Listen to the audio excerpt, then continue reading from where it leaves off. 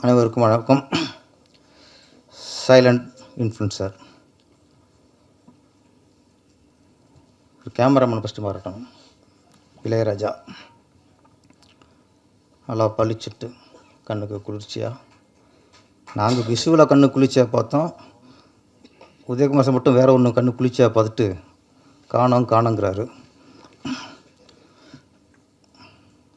Jayanthi madam, ஆமாம், lyrics நல்லா இருந்தது. நிறைய இங்கிலீஷ் வார்த்தைகள்லாம் யூஸ் பண்ணியிருந்தீங்க. ஓகே, அடுத்து ஃபுல்லாக தமிழ் எழுதுங்க. மிஸ் டைரக்டர்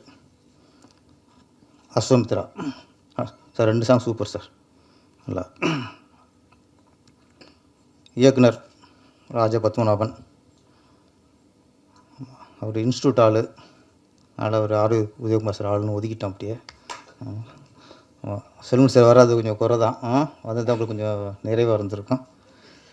இருந்தாலும் எங்கே இருந்தாலும் உங்கள் ஒரு ப்ளஸ் பண்ணுவார் அவர். சரண் சார் உதயகுமார் சாரோட அதிகம் பெஸ்ட்டாக நினைக்கிறேன். ஆமாம், நிறைய டீட்டில் பெஸ்ட்டு முடியலையா? அது திருப்பி வருவீங்களா? சாங்கு அப்புறம் ஒரு சாங்கில் நடித்த ஆடிய பாலாஜி,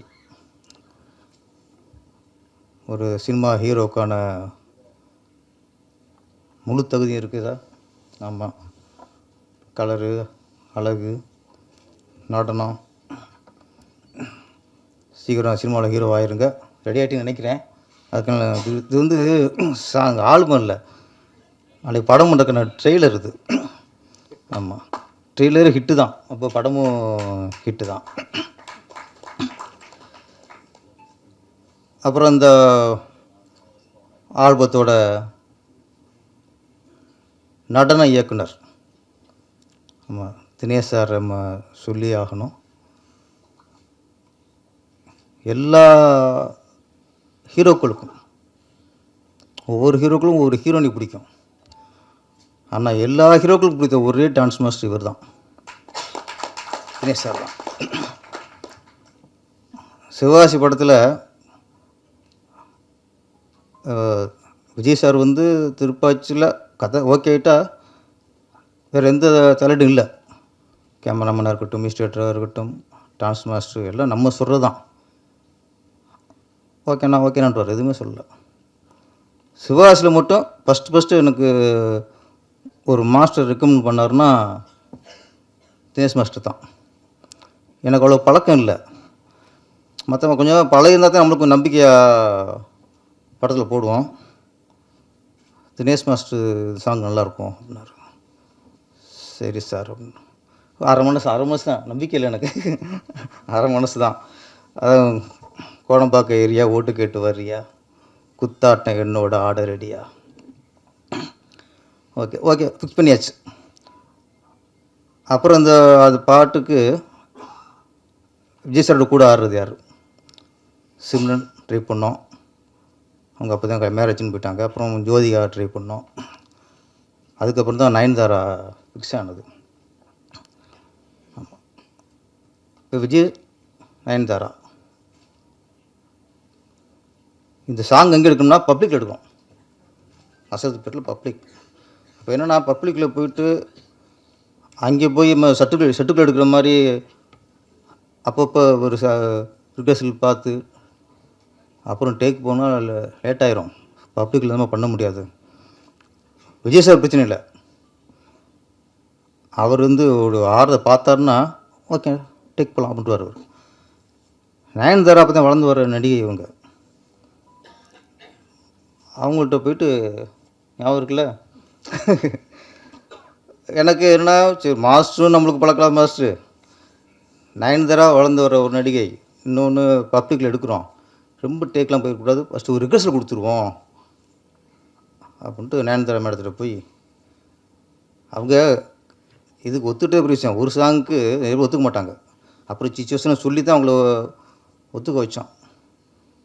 போய்ட்டு ரிகர்சலுக்கு வந்து அவங்க சாக்காயிட்டாங்க, இன்னும் ரிகர்சலான்ட்டு.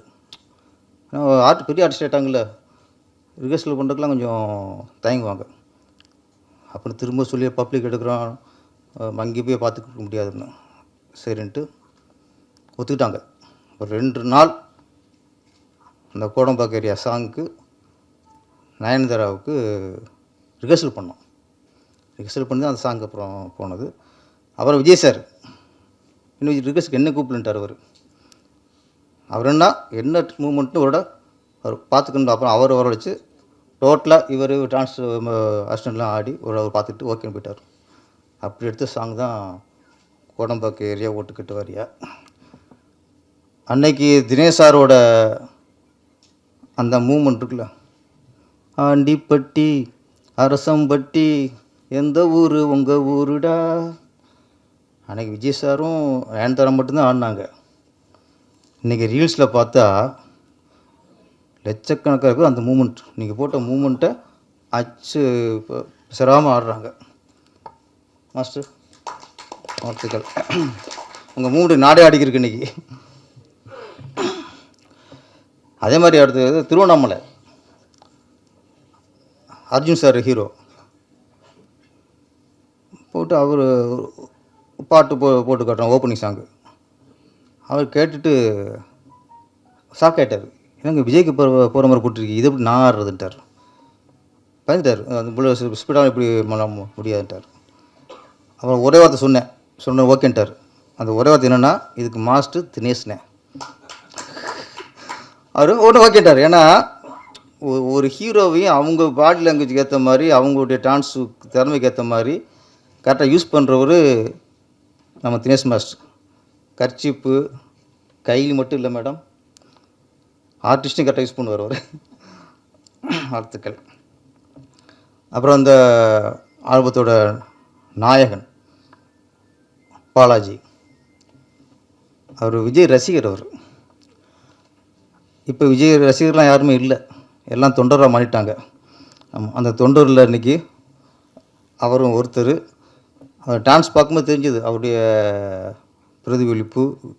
உள்ள ஒரு விஜய் உள்ள மனசுக்குள்ளே உள்ளே இருக்கார் அவர். ஆமாம், அந்த மூமெண்ட்டில் தெரிஞ்சது. இன்றைக்கி விஜய் சார் நம்ம திரையுலகத்திலிருந்து, இந்த கலை குடும்பத்திலிருந்து தமிழக முதலமைச்சராக அன்றைக்கி அந்த சிம்மாசனத்தில் உட்காந்துருக்காரு. வாழ்த்துக்கள் விஜய் சார்.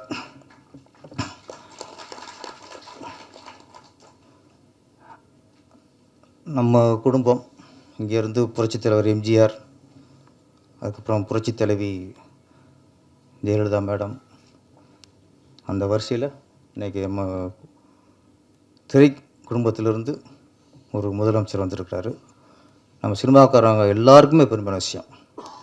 ஒவ்வொருத்தருக்கும் சினிமாவில் உள்ள எல்லாருக்குமே அது ஒரு பெருமையான விஷயம். நம்ம தமிழகத்தில் எப்போவுமே நம்ம கலைத்துறை சார்ந்தா இருக்கும். கலைஞர் வசனகர்த்தாவா, அதுவும் நம்ம கலை குடும்பத்தை சேர்ந்தவர் தான் வருது. நிறைய அண்ணா எல்லாருமே நம்ம கலை குடும்பம் தான். விஜய் சார் வந்ததில் சந்தோஷம். அப்புறம் எப்போவுமே நம்மளுக்கு ஒரு எதிர்பார்ப்பு இருக்கும். சினிமாவில் இன்றைக்கி பல பிரச்சனை இருக்குது. நிறையா அந்த மேடையில் சினிமா எந்த அளவுக்கு ஆகிப்போச்சு, புதுசர் எந்த அளவுக்கு நசுக்கப்படுறாங்க, நிறைய புலம்பிகிட்டே இருந்துக்கும் ஒவ்வொரு மேடையிலையும்.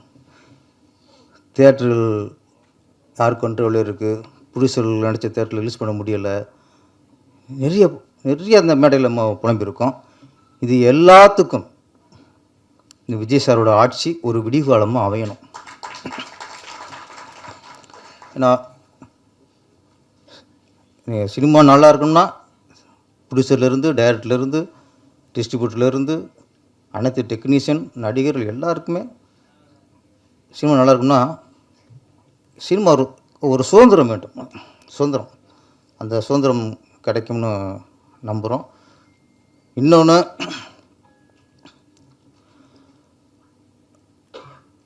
இந்த மாநில விருது, ஸ்டேட் அவார்டு கொடுப்பாங்க. இந்த வருஷத்தில் எது சிறந்த படமோ, இந்த வருஷத்தில் யார் சிறந்த நடிகை, சிறந்த இசையமைப்பாளர், சிறந்த டைரக்டர், இந்த வருஷம் இப்போ 2026னா 2027 கொடுத்துருங்க. 2030 கொடுக்காதீங்க. ஏன்னா சிறந்த குழந்தை நட்சத்திரம்னு அவார்டு கொடுக்கும்போது அது குழந்தையோடய வருது, எந்த குழந்தைக்கு அவார்டுன்னு தெரிய மாட்டேங்குது. அதனால் இந்த 10 வருஷம் பொக்கிஷமாக காற்றுலாம் கொடுக்காதீங்க. ஒரு கலைஞனுக்கு இந்த வருஷம் ஒருத்தன் சிறந்த படம் கொடுத்தானா அது அடுத்த வருஷமே அதை பாராட்டி கொடுத்தா தான் அதை ஒரு முழு திருப்தியோட கௌரவமாக வாங்குவான். சிறந்த கதாநாயகினா அது அப்போ அம்மா நடிச்சிக்கிட்டு இருக்கு, அவள் வாங்கும்போது இது அம்மாவுக்கு வாங்குதா ஹீரோனுக்கு வாங்க தெரிய மாட்டேங்குது. அது மாதிரி 10 வருஷ அவார்டை மொத்தமாக வச்சு அந்த பொட்டலம் போகிற மாதிரி தூக்கி போகிற மாதிரிலாம் அவார்டை கொடுக்காம தயவுசெய்து கலைஞர்களோட திறமை மதித்து அப்பப்போ கொடுக்குறதுக்கான வழிவகுங்க. இன்னொரு விஷயத்தை நம்ம ஞாபகப்படுத்திக்கிறேன். நம்ம திரையுலகத்தை தன் குடும்பம் மாதிரி சுயமானா கூட நேசித்தவரில் புரட்சித் தலைவர் எம்ஜிஆர், அதுக்கடுத்து கலைஞர் கருணாநிதி அவர்கள். நான் கேள்விப்பட்ட வரைக்கும், நான் பார்த்த வரைக்கும் சினிமாவிலேருந்து அவங்க அரசியலுக்கு போனாலும் சரி, சினிமாவிலேருந்து ஆட்சி பண்ணாலும் சரி, எந்த நேரத்துலையும் சினிமா மேலே ஒரு பாசம் இருந்துச்சு, சினிமா மேலே ஒரு அக்கறை இருந்துச்சு.